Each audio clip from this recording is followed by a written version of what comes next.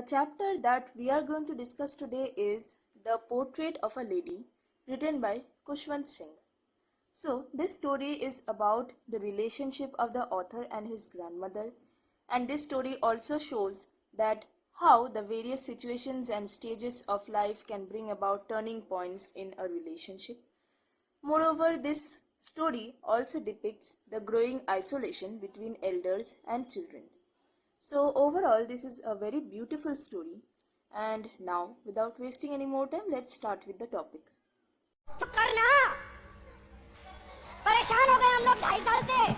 Beginning with the actual topic, let's first understand the meaning of the title itself. The Portrait of a Lady. Now we can see that this is a story. This is neither a picture nor a portrait. But then, the way the author has given minute descriptions of his grandmother, we can already visualize his grandmother in our minds. So, whatever the author has told about his grandmother in this story, they are so descriptive, then we can picturize his grandmother in our minds. And he has done it by means of words, which means that indirectly the author has drawn a picture of his grandmother in our minds by means of his words, and hence the name, The Portrait of a Lady. That was the meaning of the title. Now let's begin with the actual story. My grandmother, like everybody's grandmother, was an old woman. So this is the first line of description about the author's grandmother. She had been old and wrinkled for the 20 years that I had known her. From this sentence we come to know that the author is 20 years old at present, as he has written for the 20 years that I had known her, and definitely he has known his grandmother since his birth, so we can understand that the author is 20 years old. People said that she had once been young and pretty and had even had a husband, but that was hard to believe.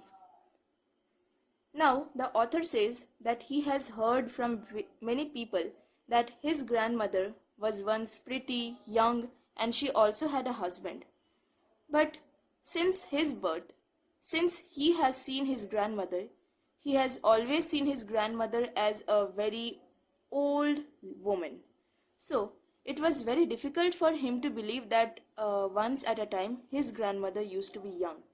And the reason for that is we humans always tend to believe what we see in reality. We can't believe what we don't see in reality, or it is difficult for us to believe that thing which we do not see in reality, and that's why the author says, but that was hard to believe. The author has given description of his late grandfather's portrait that hung above the mantelpiece in the drawing room. He says that his grandfather wore a big turban and loose-fitting clothes. His long white beard covered the best part of his chest, and he looked at least 100 years old. So these are the lines of description about the author's grandfather. Now the author says he did not look the sort of person who could have a wife or children. And why does the author says this? Because previously he has already mentioned that in the portrait his grandmother used to look so old that anybody who looked at the portrait could tell that this person was at least 100 years old. And obviously you can't expect 100 years old person to have wife or children. Rather, you would expect him to have lots and lots of grandchildren, as mentioned by the author. Next, the author says, as for my grandmother being young and pretty, the thought was almost revolting. What does he mean by this line? The thought was almost revolting. He always used to believe that his grandmother was an old, wrinkled woman, but according to the people who lived around him, who used to say that his grandmother once used to be pretty and young and beautiful, he couldn't believe that. The author could not believe that his grandmother was once pretty. So when the people told that his grandmother was young and pretty, this thought was revolting, because he could not believe it. He believed what he saw in reality, and in reality he saw that his grandmother had always been a very uh, old and wrinkled woman. She often told us of the games she used to play as a child that seemed quite absurd and undignified on her part, and we treated it like the fables of the prophets she used to tell us. Now, the author says what his grandmother used to tell him. His grandmother used to tell him about the games that she used to play as a child. But that seemed quite absurd and undignified on her part. What does this mean? Since the author had always known his grandmother to be a very old and wrinkled woman, when his grandmother said that she once used to be a child and she also used to play games, the author cannot believe it. And that is why he says, that seemed. Here that refers to whatever is told by his grandmother. So that seemed quite absurd. Absurd means weird.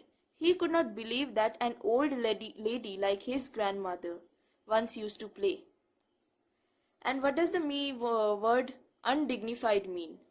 Undignified over here means unbelievable. So he could not believe that an old lady like his grandmother once used to play games. So whatever the stories about the games that she used to play was told to him, he treated it like the fables of the prophets. What does he mean by fables of the prophets? Like the saints who tell stories, many people consider them to be fake. Many people do not believe the stories told by the saints. They do not believe in the stories of God. And just like that, the author also treated the stories told by his grandmother as fake stories. Now, in the second paragraph of the story, the author gives the description of his grandmother. So here he has given the description of his grandfather, and here he is giving the description of his grandmother. So let us read it. She had always been short and fat and slightly bent. Her face was a crisscross of wrinkles running from everywhere to everywhere. And from this sentence that her face was a crisscross of wrinkles, we come to know that actually his grandmother was quite old-aged. No, we were certain she had always been as we had seen her. Old. So terribly old that she could not have grown older and had stayed at the same age for 20 years. So, once again in this sentence, we come to know that the author's grandmother was so old-aged that she could not have grown older any further. And the author also says that his grandmother had been this old since the last 20 years he has known her. She could never have been pretty, but she was always beautiful. Now in this sentence, pretty and beautiful, these two words have two different meanings. Here, by the word pretty, the author means physical beauty, external aura, the charming beauty of a young woman. His grandmother didn't have that. His grandmother was not beautiful externally. But in the next line, he says, but she was always beautiful. And by this word beautiful, the author does not mean external beauty, but the author means that his grandmother was internally beautiful. She had a beautiful heart, a very beautiful soul. She was a compassionate, kind, caring and loving human being. She was a kind of person who had a beautiful heart, and for that reason, everybody liked her company. Next, the author says, she hobbled about the house in spotless white, with one hand resting on her waist to balance her stoop and the other telling the beads of her rosary. Now the author also says that his grandmother used to wear a spotless white sari. Spotless white means a spotless white sari. And from this we come to know that the author's grandmother, who was an Indian grandmother, was a widow. because in the Indian tradition, the widows of those days were supposed to wear white saris or white attire. In the next words, with one hand resting on her waist to balance her stoop and the other telling the beads of her rosary, we can understand two things. From this part, we come to know that the author's grandmother was not able to walk properly and she had to take the help of a stoop in order to walk. She had to balance herself on a stoop in order to walk. But from these lines, we also come to know that the author's grandmother was an independent woman. She didn't take the help of any other person in the family in order to do her work or in order to walk or go somewhere. She used to balance on her stoop and go wherever she wanted to go by herself. This says that she was an independent lady and a strong-hearted lady as well. And in the other words, the other telling the beads of her rosary, we come to know that the author's grandmother was a religious lady. Because what is rosary? Rosary in Hindi is known as Japmala, and it is a kind of necklace made of beads where the people chant prayers holding that rosary in their hands. And the author's grandmother used to hold this rosary in her hands and she used to tell the beads. And from this we come to know that the grandmother was a religious lady. In the next lines, the author says, her silver locks were scattered untidily over her pale, puckered face and her lips constantly moved in inaudible prayer. Her silver locks means her her white hair. So from this sentence as well, we come to know that the grandmother was quite old. From the other words were scattered untidily over her pale puckered face, we come to know that the author's grandmother now didn't care about her appearance. She was not at all concerned about how she looked, about how her hair was scattered untidily over her pale face, and she didn't even care to tidy up them. From the next words, and her lips constantly moved in inaudible prayer, we come to know, once again, that the grandmother was a religious lady. Yes, she was beautiful. She was like the winter landscape in the mountains, an expanse of pure white serenity, breathing peace and contentment. And from these lines, we once again come to know that the author's grandmother was beautiful from heart and not from outside. And her beauty, her purest nature, is depicted by the beauty of the mountains, of the snow-covered mountains, which symbolize purity, which symbolize peace, which symbolize contentment. And these lines, she was like the winter landscape, up to contentment, it is a simile. Over here, her beauty is compared to the beauty of a winter landscape. My grandmother and I were good friends. My parents left me with her when they went to live in the city, and we were constantly together. From these lines we come to know that the author and his grandmother, they were very good friends, they were best friends, and the grandmother was a very important person in the author's life. She used to wake me up in the morning and get me ready for school. She said her morning prayer in a monotonous sing-song while she bathed and dressed me in the hope that I would listen and get to know it by heart. I listened because I loved her voice, but never bothered to learn it. Then she would fetch my wooden slate, which she had already washed and plastered with yellow chalk, a tiny earthen ink pot, and a red pen, tie them all in a bundle, and hand it to me. After a breakfast of a thick stale chapati with a little butter and sugar spread on it, we went to school.